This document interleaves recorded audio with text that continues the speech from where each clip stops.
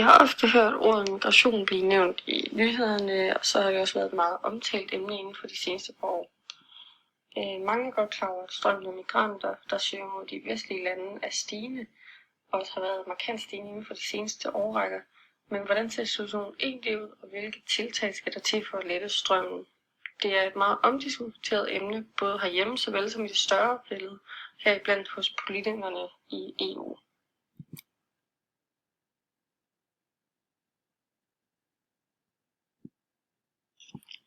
Vores problemformulering lyder: hvordan ser migrationen til EU ud, og hvad kan der gøres for at lette den?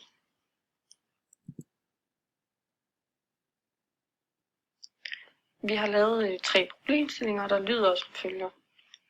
1. Hvilke faktorer har indflydelse på migration? 2. Hvordan ser migrationen til EU ud, og hvordan er migrationen til Danmark? Og 3. Hvad kan der gøres for at mindske migrationen fra Afrika til EU-landene?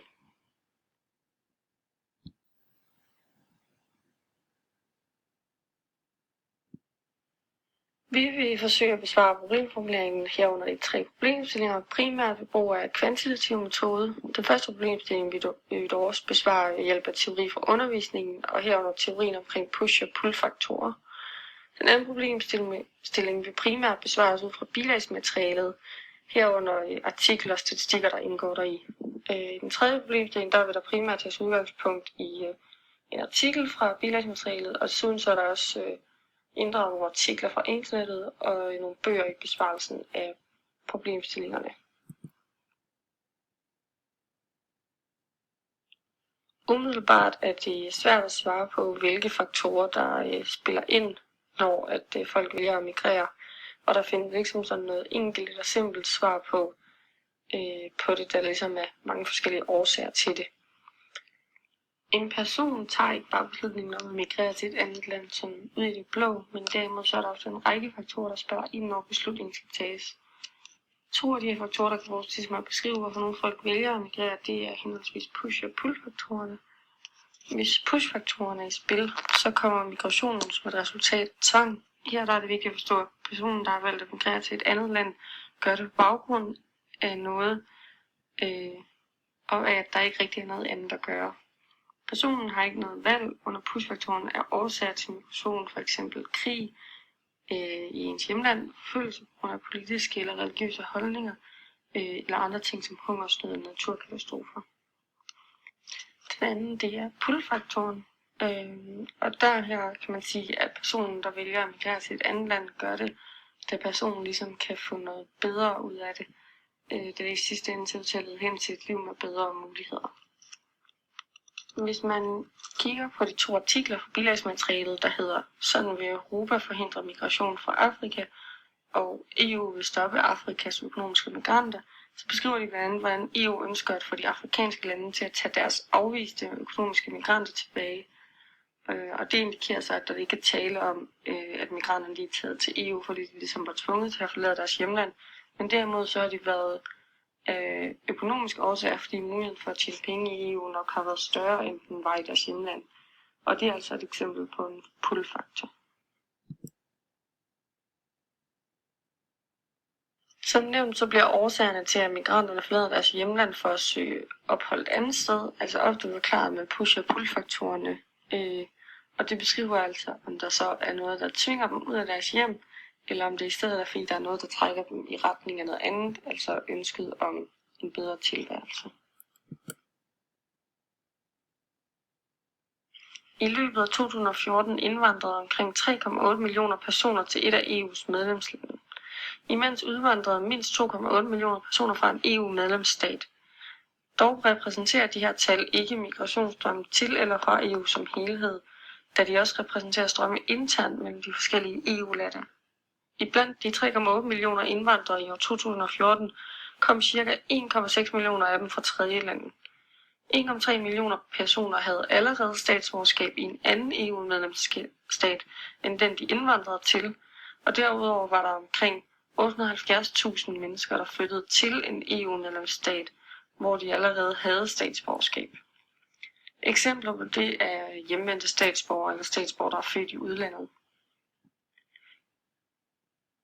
I forhold til kønsfordelingen af dem, der indvandrede til EU, så var der lidt flere mænd, end der var kvinder. Og der har vi at gøre med 53% op mod 47%. Derudover der var indvandrerne til EU's medlemsstater i 2014 også gennemsnitligt betydeligt yngre end de mennesker, der allerede var bosat i det land, de kom til. Medianalderen for befolkningen i EU's 28 medlemslande var per den 1. januar 2015 42 år. Men medianalderen for de indvandrerne på den tid var dermed en del lavere, nemlig 28 år.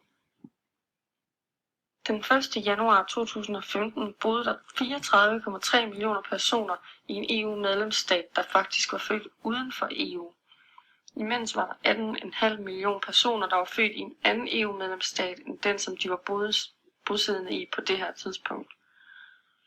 Hvis man kigger på statistikkerne i bilagsmaterialet om indvandring til Danmark, kan man se, at der generelt set er sket en stigning i migrationen til Danmark siden omkring 1984.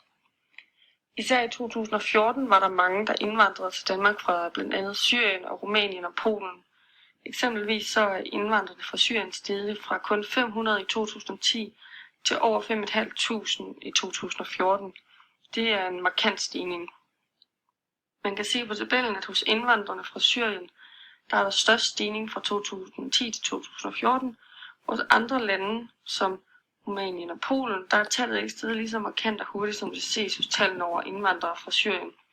I tallene over indvandrerne fra Rumænien og Polen, der er stigningen sket meget langsommere.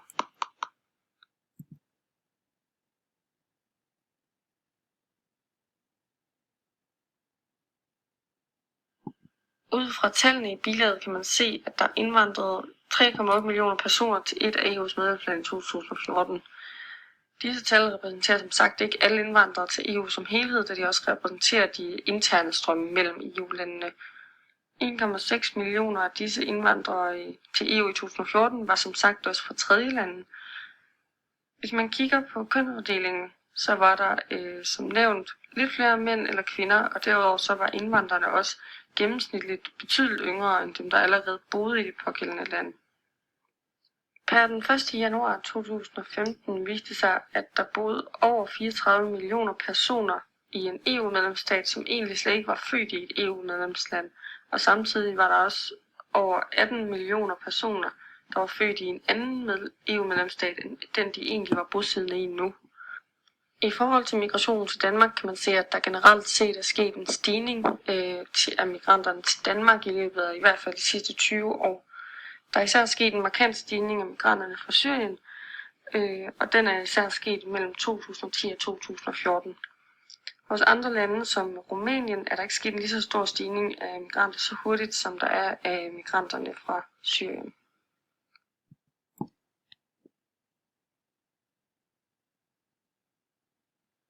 Tallet over migranter, der er flygtet fra Afrika og hen over Middelhavet i håb om at komme til Europa, er blevet rekordhøjt inden for de seneste par år. Indtil nu der er omkring 37.000 af dem nået til Italien, og omkring 1.000 har måttet lade livet på den farlige rejse. Tallet over migranterne, der har nået målet om at komme til Europa, er steget med over 10.000 i forhold til sidste år. Afrikas befolkningstal forventes at fordobles frem mod år 2050, hvilket vil sige, at tallet over afrikanske migranter kan forventes at stige yderligere i fremtiden. Det er egentlig ikke Danmark, der som sådan står øverst på listen over de europæiske lande, når at afrikanske migranter forlader hjemlandet for at tage til Europa. I løbet af de seneste par år har langt de fleste andre, der migrerer til Danmark, faktisk været fra lande som Syrien og Rumænien og Polen. De afrikanske migranter søger de andre europæiske lande, herunder især Italien. Umiddelbart så er det svært at finde frem til en løsning på problemet, da det for det første er nødt til at være en række tiltag, der sammen skal hjælpe på det. For det andet så er der ikke noget, der nok kan stoppe migrationen sådan helt og holdent. En ting er ligesom at lukke grænserne, men det er også nødvendigt at få gjort det afrikanske kontinent meget mere stabilt og mere attraktivt, så befolkningen ligesom ikke føler, at de skal forlade landet til at starte med. Hvis man formår at mindske push-faktoren, vil folk ikke føle sig tvunget til at forlade sit land. Det kan blandt andet gøres ved at udvikle økonomien og skabe flere jobmuligheder. Det vil i høj grad være med til at hjælpe det afrikanske kontinent, men især også når det kommer til andre ting, såsom klimaet. Tilbage i november 2015 blev en række stats- og regeringschefer fra Europa og Afrika enige om en række initiativer, der skulle hjælpe med at begrænse strømmen af illegale migranter, og samtidig være med til at lette den lovlige migration. Blandt disse initiativer så er der blandt andet en del af det, der ligger vægt på som det første at hjælpe det afrikanske kontinent i forhold til fødevaresikkerhed og klimaforandringer. På den måde så vil færre afrikanere se sig nødsaget til at forlade kontinentet for at søge eksempelvis mod Europa, altså vil push-faktoren blive mindre. En anden del af det handler dog også om at hjælpe de lovlige migranter, eksempelvis ved at fordoble studiepasserne og gøre deres vej til Europa mere sikker. Selvom det er intentionen at mindske tallet over afrikanske migranter i Europa, så skal det stadig være en mulighed for afrikanerne at komme til Europa for at studere. Det vil i høj grad gøre den lovlige migration mere attraktiv og fungere som en pull-faktor. De resterende initiativer handlede også om henholdsvis menneskesmugling og ulovlig migration. Som sagt så ønsker de at mindske den ulovlige migration, og derfor så vil de så forsøge at styrke de ydre grænser og styrke de myndigheder, der efterforsker menneskesmugling. Tallene over migrationen fra Afrika til Europa er ikke bare steget over den sidste årrække, men forventes også at stige yderligere i løbet af de næste par år. Eftersom Afrikas befolkningstal forventes at stige så markant som det nu gør, så vil det være naivt at tro andet end at det bestemt også vil få indflydelse på migrationen.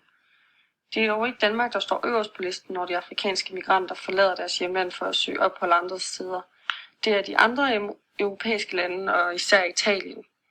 Der findes ikke noget konkret, der vil kunne stoppe migrationen fra Afrika til Europa helt og holdent. Et godt udgangspunkt vil selvfølgelig være at forsøge at forbedre levestandarden på det afrikanske kontinent, for hermed ikke at presse afrikanerne til, at de føler sig nødsaget til at forlade deres hjemland på kontinentet. Der skal ske noget konkret i deres hjemland for at mindske push-faktoren. Det hjælper ikke bare at lukke vores grænser, for det vil heller ikke hjælpe det afrikanske folk. De vil stadig ikke føle, at de kunne bo i deres hjemland. Hvis EU hjælper med at forbedre levestandarden på det afrikanske kontinent, og samtidig forsøger at gøre den lovlige migration mindre via en forskellig tiltag, så vil det altså alle sammen være med til at lette migrationen fra Afrika til EU-landene. Når man kigger på tallene, så kan man tydeligt se, at der er sket en markant stigning i de migranter, der har søgt mod EU i løbet af de seneste år. Det skyldes som nævnt tidligere både push- og pull-faktor. Dels søger nogle af migranterne mod EU for at søge uddannelse eller arbejde her, men der er også en stor del, der flygter fra det, de kommer med et håb og en drøm om et bedre liv. Selvfølgelig skal vi i EU som lande, der langt hen ad vejen er meget bedre stillet, hjælpe dem, der har brug for det, men stor hjælp både for dem og os vil være at forsøge at hjælpe med at gøre migranternes hjemland til et bedre levested, så de ikke føler, at de skal forlade deres hjemland. En blanding af dette og så en række tiltag mod den lovlige migration vil lette migrationen til EU-landene.